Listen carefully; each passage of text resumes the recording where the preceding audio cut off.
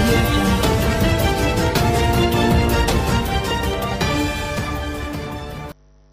మనం కూడా ఈ దేశంలో ఒక భాగం. ఒక రాష్ట్రంలో అన్యాయం జరిగిందనే బాధ ఉంటే అది ఎప్పటికీ దేశానికి మంచిది కాదు. అలాంటి సమయంలో నేను ఒకటి ఆలోచించాను. మనమందరం కూడా మళ్ళీ ఏకపక్షంగా అటో ఇటో వెళ్ళిపోయి అభివృద్ధి ఆగిపోతే నష్టపోతామనే ఉద్దేశంతోనే నేను ఆ రోజు మీ అందరికీ ఒక పిలిపిచ్చాను. అధైర్యపడద్దండి, నన్ను నమ్మండి, నేను మీకు అండగా ఉంటాను. జరిగిన అన్యాయాన్ని పూడ్చే బాధ్యత, మళ్ళీ ఈ రాష్ట్రాన్ని నిలదొక్కునే పరిస్థితి ఇచ్చే బాధ్యత నేను తీసుకుంటానని మీకు భరోసా ఇచ్చాను.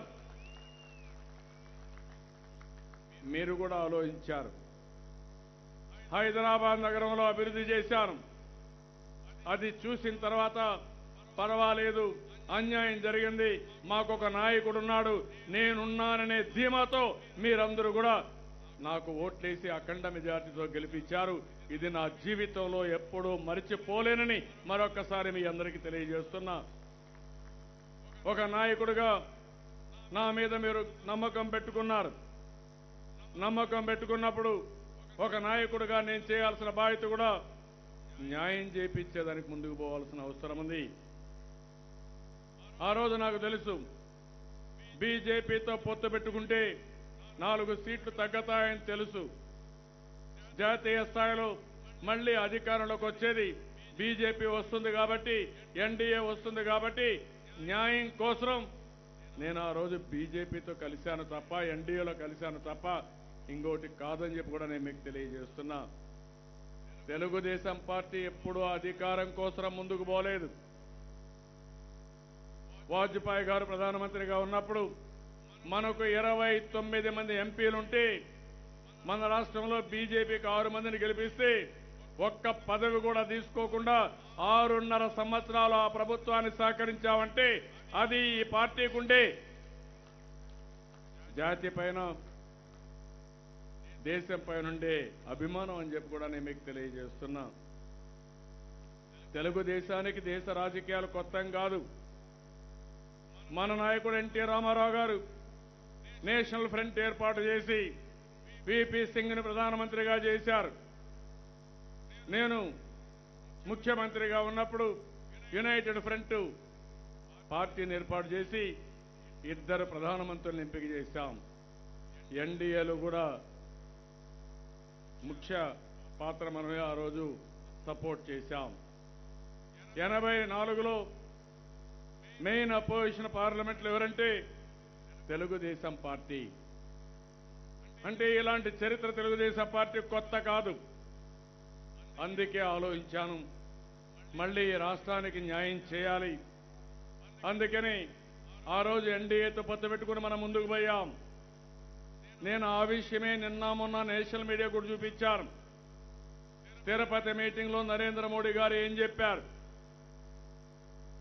నెల్లూరు మీటింగ్లో నరేంద్ర మోడీ గారు ఏం చెప్పారు, ప్రధానమంత్రి అయిన తర్వాత అమరావతికి వచ్చిన తర్వాత మీరు చెప్పిన మాటలేంటి, మీరు చేసిన పనేంటి అని అడుగుతున్నాను. ఈరోజు రాష్ట్ర ప్రజల తరపున, 5 కోట్ల ప్రజల తరపున నేను ఒకటే కోరుతున్నాను, అందరికి కూడా ధర్మ పోరాట దీక్ష. నేనేదో కొత్త విషయాలు అడగడం లేదు, గొంతెమ్మ కోరికలు కోరడం లేదు. నేను అడిగేది, ఆ రోజు మీరందరూ కలిశారు, హేతుబద్ధత లేని విభజన చేశారు, ఇంకో పక్కన మమ్మల్ని అవమానం కూడా చేశారు. అయినా కూడా సహించాం. అదే సమయంలో మీరు ఒక బైఫర్కేషన్ బిల్లు పెట్టారు. బైఫర్కేషన్ బిల్లు పెట్టి అందులో కొన్ని అంశాలను పొందుపరిచారు. అవి కూడా కాదనుకున్నప్పుడు రాజ్యసభలో ఇంత మునిపే మిత్రులు కొంతమంది మాట్లాడారు, అసలు విభజనే రాజ్యాంగబద్ధం కాదని ఆ రోజు కూడా మాట్లాడే పరిస్థితికి వచ్చారు. నేను ఆ విషయాలకు పోవడం లేదు. కానీ మీరు ఒకసారి చూస్తే ఆ రోజు ప్రత్యేక హోదా ఇస్తామని, మిగిలినటన్నీ ఏ విధంగా చేస్తామనేది కొంత క్లారిటీ కూడా ఇచ్చారు. ఆనాటి ప్రధానమంత్రి ఇచ్చారు. అదే ప్రత్యేక హోదా మీద కేబినెట్ మీటింగ్ లో పెట్టి దాన్ని మళ్ళీ ఆ రోజు మీరు చూస్తే ప్లానింగ్ కమిషన్ పంపిస్తే కాదు ఇది మా పరిధిలో లేదు నేషనల్ డెవలప్మెంట్ కౌన్సిల్ పోవాలని చెప్పి పంపించే పరిస్థితికి వచ్చారు. ఈ రోజు ఒకటేని అడుగుతున్నాను, కేంద్రాన్ని 5 కోట్ల ప్రజల తరపున అడుగుతున్నాను, ఆంధ్రప్రదేశ్ రాష్ట్రం తరపున అడుగుతున్నాను. నేను ఒక్క విషయం కూడా దీనికంటే ఎక్కువ అడగడం లేదు. నేను అడిగేది విభజన చట్టంలో పొందుపరిచిన అంశాలని ఆ రోజు రాజ్యసభలో బిల్లు పాస్ కావడానికి మీరిచ్చిన హామీలు, ప్రత్యేకంగా ప్రత్యేక హోదా, ఇవి చేయమని నేను డిమాండ్ చేస్తున్నా. ఆంధ్ర ప్రజల తరపున గట్టిగా కేంద్రాన్ని నిలదీస్తున్నానని చెప్పి మరొకసారి అడుగుతున్నా. చెయ్యరా అని అడుగుతున్నా.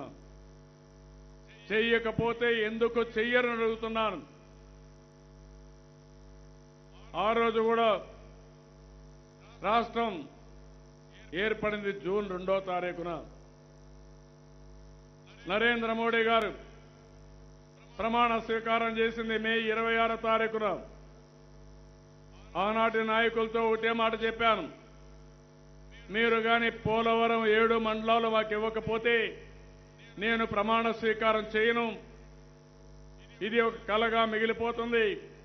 ఆ 7 మండలాలు ఆంధ్రప్రదేశ్కి ఇచ్చి పోలవరాన్ని పూర్తి చేస్తామనే గ్యారంటీ ఇస్తే తప్ప నేను ప్రమాణ స్వీకారం చేయనని, ఈ ముఖ్యమంత్రి పదవి వద్దని ఆ రోజే చెప్పానని చెప్పి కూడా నేను మీకు తెలియజేస్తున్నా. అలాంటిది